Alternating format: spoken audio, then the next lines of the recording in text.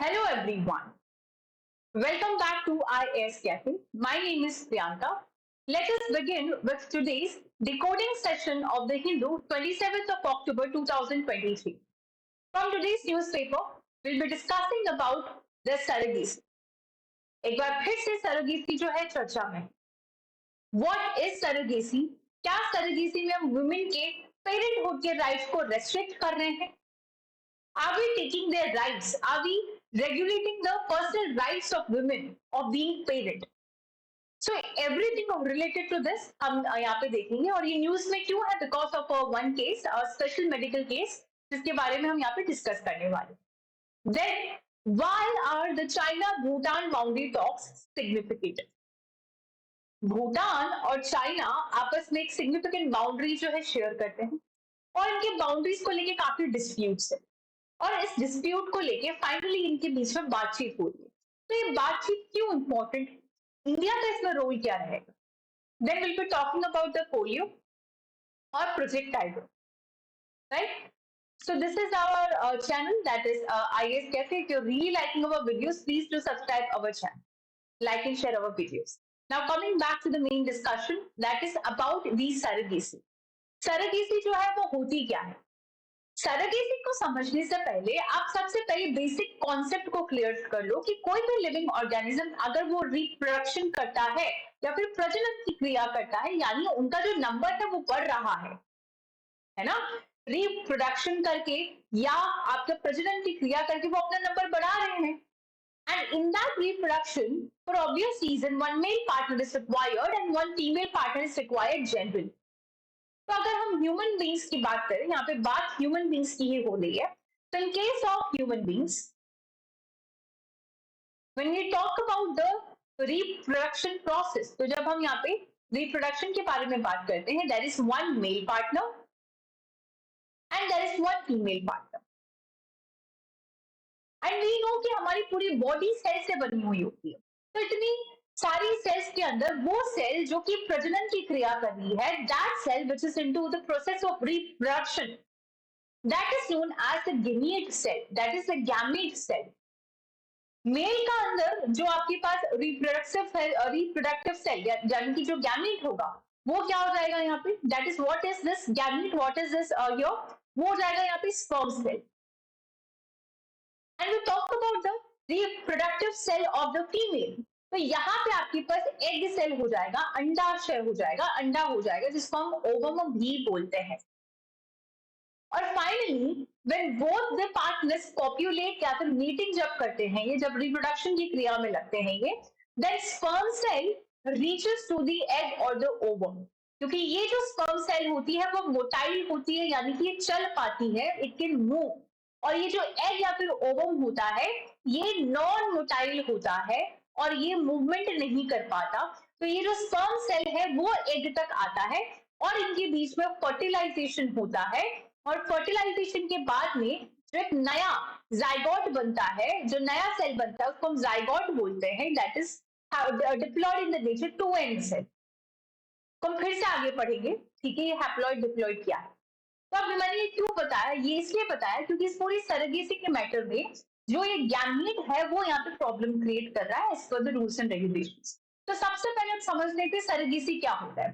Surrogacy का क्या मतलब है कि ये एक मेल पार्टनर है और ये एक फीमेल पार्टनर है और ये आपस में बच्चा करना चाह रहे हैं. They want to they are they want to produce a child, लेकिन because of some reason, because और सम XYZ रीजन की मेल की कुछ प्रॉब्लम्स है बॉडी में, या फिर फीमेल जो है वो बियर नहीं कर पा रही है, वो वीक है, उनकी बॉडी जो है वो अब नहीं कर पा रही है, टॉलरेट नहीं कर पा रही है उस प्रेशर को, और कोई भी मेडिकल कंडीशन हो सकती है. तब क्या होता है कि ये अपने जो गैमीट है, यानी कि जो स्पर्म है, यानी कि जो एग सेल है या फिर ओवम सेल है, वो इनको हमारी जो बॉडी है उसके बाहर जाके इनका फर्टिलाइजेशन करवाया जाता है और फिर जो नया जाइगोट बनता है उसको वापस या तो इसी फीमेल के बॉडी में डाल दिया जाता है या फिर कोई दूसरी वुमेन जो है उनकी बॉडी में इंसर्ट किया जाता है. उस वुमेन को यहाँ सरोगेट बोला जाता है. और ये जो मेथड ये हमने लिया कि बाहर लैब में फर्टिलाइजेशन करवाया, इस मेथड को ART बोलते हैं, that is assisted reproductive technology. तो यहाँ पे सरोगेट मदर कौन हुई? जिसने ये बच्चा कैरी किया दूसरे पेरेंट्स के लिए, कि यहाँ पे कोई कपल है, उनके बिहाफ पे उनके गैमीट का फर्टिलाइज्ड एम्ब्रियो यानी कि बच्चा जो उसने अपनी बॉडी में ग्रो किया 9 महीने और उनको फिर वो बच्चा दे दिया, तो वो कहलाएगी यहाँ पे सरोगेट मदर। तो अब सरोगेसी क्या है, वो हम डेफिनेशन जो थियरी में एक बार देख लेते हैं। What is surrogacy? It is an arrangement in which a woman यानी कि जो सरोगेट है agrees to carry and give birth to a child on behalf of another person or a couple, जिनकी इंटेंशंस है कि आप हमारा बच्चा जो है गोद लीजिए। सो सरोगेट गोद इन द सेंस कि वो जो 9 मंथ का ड्यूरेशन है, जिसको गेस्टेशनल पीरियड भी बोला जाता है। A surrogate sometimes also known as gestational carrier, क्योंकि 9 महीने का जो ड्यूरेशन है उसको गेस्टेशन पीरियड बोलते हैं, और उस 9 महीने के लिए ही हमने एक सरोगेट मदर रखी, तो उसको गेस्टेशनल कैरियर के नाम से भी जाना जाता है। Is a woman who conceives, carries and give birth to a child for another person.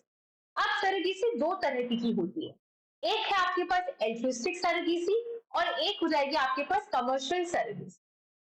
Altruistic surrogacy क्या होता है, जिसमें एक वुमेन है जो कि सरोगेट मदर है, उनको वहां पे किसी भी प्रकार का मॉनेटरी कंपनसेशन नहीं दिया जाएगा, सिर्फ और सिर्फ मेडिकल खर्चा, इंश्योरेंस का खर्चा जो है वो दिया जाएगा। लेकिन जो कमर्शियल सरोगेसी होती है, इसके अंदर उनको मॉनेटरी बेनिफिट यानी कि इन कैश पैसों के फॉर्म में रिवॉर्ड भी मिलता है, plus medical expenses insurance coverage तो मिलता ही मिलता है, बट मॉनेटरी जो बेनिफिट है वो भी मिलता है। तो ये सरोगेसी रेगुलेशन एक्ट जो है 2021 का, वो क्या है उसको हम समझते हैं।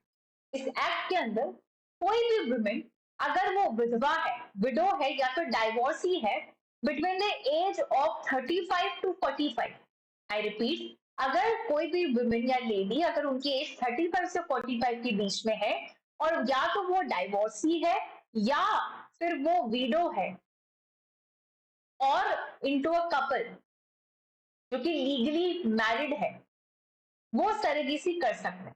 तो इस रूल के अकॉर्डिंग या तो कोई भी मैरिड कपल या फिर एक डाइवोर्स या विडो औरत जो कि 35 से 45 ईयर्स के बीच में है, वो सरोगेसी अवेल कर सकते हैं अगर उनकी मेडिकल कंडीशन नेसेसिएट करती है तो इस ऑप्शन के लिए। बट इसके अंदर it also bans the commercial surrogacy which is punishable with a jail term of 10 years or up to fine of 10 lakh।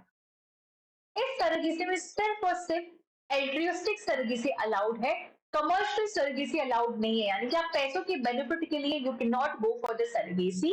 अगर कोई पकड़ा गया तो उसको 10 वर्ष की सजा और 10 लाख का जुर्माना हो सकता है। ये सिर्फ और सिर्फ एल्ट्रियोस्टिक सरोगेसी को परमिट करता है। अब सरोगेसी के लिए जो हमने बोला कि जो टेक्निक है जो वो यूज होती है उसको हम बोलते हैं असिस्टेड रिप्रोडक्टिव टेक्नोलॉजी।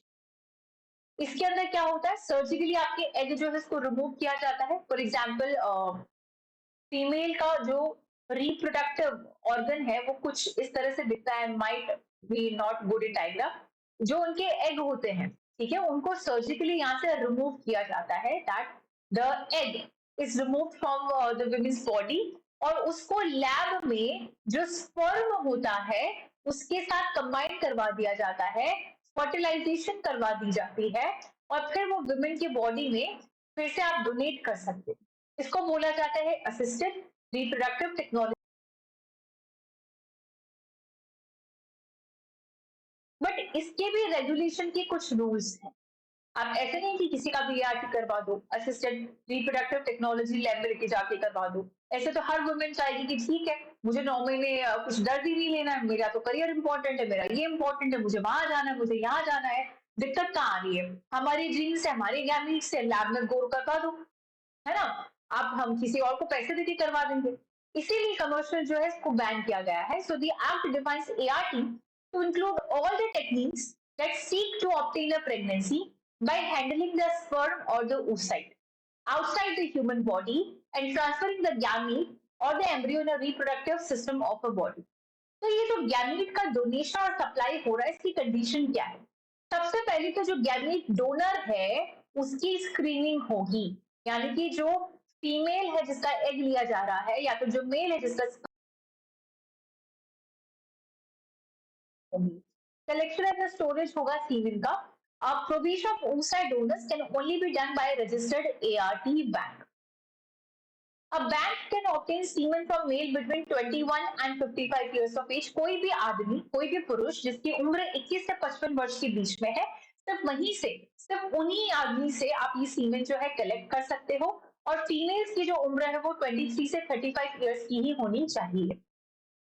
तो an oocyte donor should be married woman having at least one alive child of her own। अब कंडीशन देखो कि जो डोनर है, जो कि पूरा यहाँ पे मेन वुमेन जो है जो रोल प्ले करेगी यहाँ पे, उनका खुद का पहले से एक बच्चा होना चाहिए। वरना बहुत से केसेस में क्या होता है कि उनको ऐसा लगता है कि अब कुछ प्रॉब्लम हो सकती है तो क्या होगा, like I will not give this baby. अब बहुत सी टेक्निक्स होती है, sorry, life, and not more than 7 oocyte can be retrieved from her. A bank cannot supply the gamete of a single donor to more than one couple seeking the services। अब gamete क्या होता है वो हमने समझ लिया है, ठीक है। तब हैप्लॉइड डिप्लॉइड जो दैट इज जो आपके पास रिप्रोडक्टिव सेल होते हैं उनको गैमीट बोलते हैं। हैप्लॉइड का मतलब होता है 23 और डिप्लॉइड में वो 46, यानी कि सिंगल सेट ऑफ क्रोमोसोम, और डबल सेट ऑफ क्रोमोसोम जो है वो हो जाता है। अब न्यूज को समझते हैं कि सुप्रीम कोर्ट ने सरोगेसी के लिए परमिशन दे दी गई है, striking down the rule banning the use of donor gamete। तो बेसिकली रूल क्या था कि जो डोनर गैमीट है वो अलाउड नहीं किया जाएगा, बट इस रूल को स्ट्राइक डाउन करके सुप्रीम कोर्ट ने यहाँ पे अलाउ कर दिया है। कैसे? Supreme court has protected the right of a parenthood of a woman suffering from a rare medical condition by staying the, देखो ये पूरा केस क्या है, विमेन है उनको ये बीमारी है। इस सिंड्रोम के अंदर क्या होता है, उनकी बॉडी से जो ओवरी है वो है ही नहीं, है ना, उनकी बॉडी में जो यूट्रस है वो एब्सेंट है, तो ऑब्वियसली वो एग तो प्रोड्यूस कर ही नहीं सकती है। और अभी जो रिसेंटली सरकार का नोटिफिकेशन आया था उसमें अमेंड होकर ये बात करी गई थी कि जिस बच्चे जिसको पेरेंट की इच्छा है कि वो सर्वेट मदर्स के साथ ये पूरा प्रोसेस करे, उनको अपना खुद का अंडा वहां पे देना पड़ेगा। They have to give their own egg, but इनकी कंडीशन ये कि भाई मेरे बॉडी में यूट्रस है ही नहीं, मैं वो एग जो प्रोड्यूस ही नहीं कर पा रही हूँ, तो मैं कैसे दे सकती हूँ, और मुझे बच्चा जो है वो चाहिए, सर्गेसी मुझे करनी है। तो ये पूरा विवाद है जिसमें सुप्रीम कोर्ट ने इस महिला का साथ दिया और जो रूल है उसको स्ट्राइक डाउन किया, right. So the petition was filed in the Supreme Court challenging the amendment as a violation of the women's right to the parenthood। तो यहाँ पे petition जो है वो लिखी गई कि ये यहाँ पे women के rights के खिलाफ है, यहाँ पे लगना है, ठीक है ना। वुमेन्स की चॉइस के बारे में यहाँ पे बात करी गई है। अब आ जाते हैं हम हमारे नेक्स्ट टॉपिक पे, that is why are the China Bhutan boundary जो टॉक है वो इतना सिग्निफिकेंट क्यों है। सबसे पहले आप इस मैप को बहुत ही अच्छे से देख लीजिए। प्रीलिम्स में मैप से क्वेश्चंस यहाँ आ सकते हैं, मेंस में इनके जो इंटरनेशनल रिलेशंस के क्वेश्चंस आ सकते हैं। ये हमारा इंडिया है, दिस इज इंडिया, ये इंडिया का सिक्किम है, सिक्किम के बीच में फिर ये भूटान आ जाता है, फिर हमारा वापस India, that is Arunachal Pradesh है, यहाँ पे पास असम है, मेघालय है, त्रिपुरा है, ये पूरा नॉर्थ ईस्ट। आप इस भूटान को आप ध्यान से देखिए, ये जो भूटान है यहाँ पे कम से कम ये पूरा जो भूटान है यहाँ से पूरी इसकी जो बाउंड्री है वो चाइना को टच कर रहा है, ये चाइना को टच कर रहा है। ये देखिए भूटान का जो नॉर्थ वाला पोर्शन है ये पूरी तरह से इस तरह से, ये जो रिलेशन है उसको हम समझते कम से कम 400 किलोमीटर की जो लॉन्ग बाउंड्री है वो भूटान और चाइना यहाँ पे शेयर कर, ये कम से कम 400 किलोमीटर की इनकी बाउंड्री है। अब इस बाउंड्री को लेकर इनके जो डिस्प्यूट है वो चल रहे हैं। तो पहली बात तो आप ये याद रखेंगे 400 किलोमीटर। दूसरी बात, चाइना और भूटान के बीच में किसी भी प्रकार का डिप्लोमेटिक रिलेशन आप नहीं देखेंगे, they do not have any kind of diplomatic relation. तो अब ये लैंड बाउंड्री की जो डिस्प्यूट है, सबसे पहले इसमें आ जाता है डोकलाम इशू के बारे में।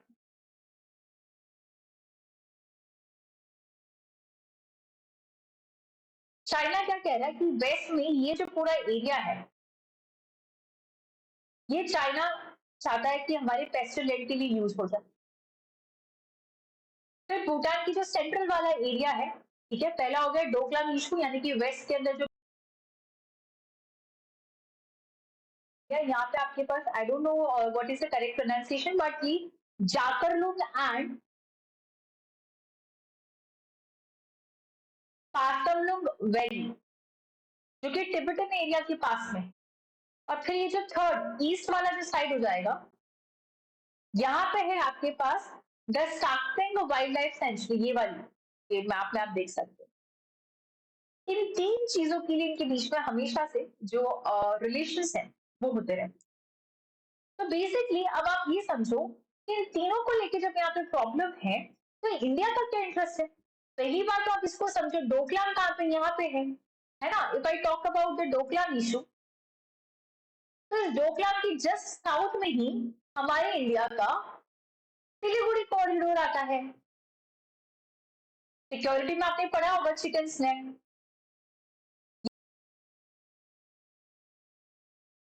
इंडिया इसको पोस्ट करता है। अगर ये एरिया भी चला गया तो ये एकदम चाइना के एकदम क्लोज प्रॉक्सिमिटी में आ जाएगा सिलीगुड़ी कॉरिडोर के। फिर अगर हम स्टार्टिंग वाइल्ड लाइफ सेंचुरी के बारे में बात करें, है ना, तो इसका प्रॉक्सिमिटी है कि अरुणाचल प्रदेश के पास में, ठीक। तो ये स्ट्रेटेजिक लोकेशंस की वजह से बहुत ही ज्यादा आप यहाँ पे देख सकते हो कि इंडिया का जो इंटरेस्ट है वो यहाँ पे आता है। अब बात करते हैं कि इम्पोर्टेंट क्यों है ये पूरा, ये जो डिस्कशन है क्या हो रहा है भाई यहाँ पे, इसको समझते हैं। चाइना और भूटान जो है उन्होंने कम से कम 25 राउंड ऑफ बाउंड्री टॉक्स कर लिए गए, और finally they have signed an agreement, that is cooperation agreement on the responsibilities and functions of the joint technical term on the delimitation and demarcation of the Bhutan-China boundary. So this advances their three-step roadmap initiated in 2021 for the border resolution, building on the positive momentum since the last this week जो significant इस बार की जो की पूरी बातचीत हुई है वो क्यों इंपॉर्टेंट है।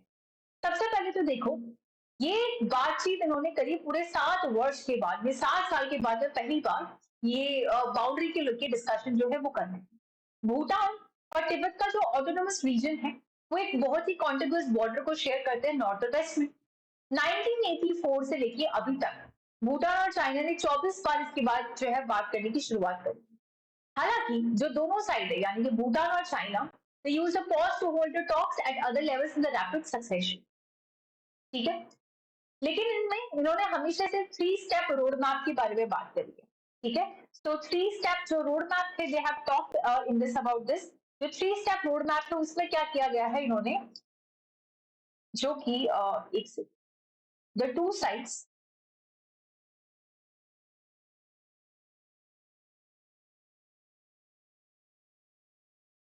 some glitch,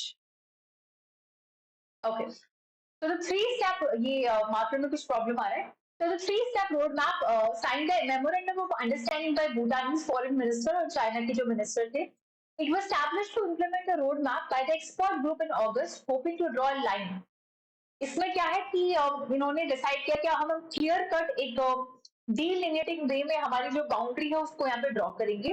तो भूटान और चाइना ने, इन दोनों के बीच में डिप्लोमेटिक रिलेशन तो है नहीं, तो भूटान ने ट्रेडिशनली अवॉइड किया है डिप्लोमेटिक रिलेशन उन सारे मेंबर्स के साथ जो कि यूनाइटेड नेशन सिक्योरिटी काउंसिल के परमानेंट मेंबर्स हैं। तो China is the permanent member of United nation security council, तो इनके साथ भी इनका कोई रिलेशन जो है नहीं। तो ये जो 3 स्टेप रोड मैप है इसमें सबसे पहले तो they agreeing to the border on the table, then visiting the site on the ground. सबसे पहले तो ये टेबल म्यूचुअल उस पे आएंगे कि चलो आपके लिए, आप हम दोनों किस चीज पे राजी हो सकते हैं। फिर ये ग्राउंड विजिट करेंगे, साइट पे जाके देखेंगे, और फिर थर्ड स्टेप पे फॉर्मली बाउंड्रीज को डिमार्केट करेंगे। तो why India is watching closely, India को क्या पड़ी है भाई, भूटान है, चाइना है, बॉर्डर ड्रॉ कर रहा है, तकलीफ क्या है। अभी हमने वैसे ही डिस्कस किया था, बट स्टिल आप ये देख सकते हो कि जो डोकलाम है ये हमारे ट्राई जंक्शन पे है, which is very close to India Siliguri corridor. एक नैरो एरिया है जो कि हमारी पूरी नॉर्थ ईस्ट को बाकी के इंडिया से कनेक्ट करता है, ठीक है। तो डोकलाम स्टैंड आउट जब से चल रहा है 2017 में, China double down on it's control of Doklam प्लेटू। तो मान लीजिए अगर चाइना को कंट्रोल बहुत ज्यादा यहाँ से आ जाएगा तो हमारा नॉर्थ ईस्ट जो है वो और ज्यादा डिस्कनेक्ट हो जाएगा इंडिया से, जो कि अभी भी उनको ये लगता है कि they get a feeling of alienated. अगर उस एलियनेशन, फॉर एग्जांपल फैमिली का कोई मेंबर, एक छोटा मेंबर है और टीनेजर्स के एज में, उसको लगता है टाइम पे अगर कोई बाहर वाला उसको बहला के फुसका के कुछ बोल देता है तो वो उसकी तरफ जाएगा।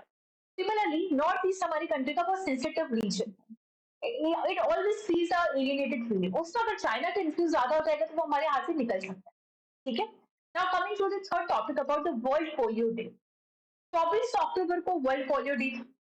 तो यहाँ पे बात करी गई है कि अवेयरनेस अभी भी नहीं है पोलियो के लिए। तो पोलियो है क्या? देखो, सबसे पहले आपको मैं हमेशा बोलती हूँ डिजीज के केसेस में ये दिमाग में क्लियर कट बिठा लेना कि ये भाई वायरस से हो रही है, बैक्टीरिया से हो रही है, या वो किससे रही है। आप नाम छोड़ो, आपको सिर्फ कैटेगरी पता हो जाए बड़ी बात है कि ये वायरल डिजीज है या बैक्टीरियल डिजीज है, because questions often come that among the following which is a viral disease, which is a bacterial disease, which is a protozoan disease, correct? तो ये एक वायरल डिजीज है जो कि हमारे नर्वस सिस्टम को इफेक्ट करती है। तो इसमें हो जाएगा पोलियो वायरस 1, 2 और 3। और यहाँ पे जो आपके पास सिम्टोमेटिकली सारी स्टेज बहुत ही ज्यादा आइडेंटिकल है। रिवर्सिबल पैरालिसिस होता है जिसमें डेथ के केसेस भी हो सकते हैं। तो क्या ये पर्सन टू पर्सन स्प्रेड हो सकती है? जी हाँ, फीकल या फिर ओरल रूट के साथ ये हो सकता है। इसमें प्रिवेंशन, इसका कोई प्रिवेंशन नहीं है। अगर पोलियो हो जाता है तो वैक्सीन के थ्रू, इम्यूनाइजेशन के थ्रू आप बचा सकते हो कि इससे होगा नहीं, लेकिन अगर हो गया तो इसकी कोई ऐसा सच कोई क्योर उसमें है नहीं। अब इंडिया का क्या स्टेटस है? 2014 में India received polio free certification after 3 years of zero cases.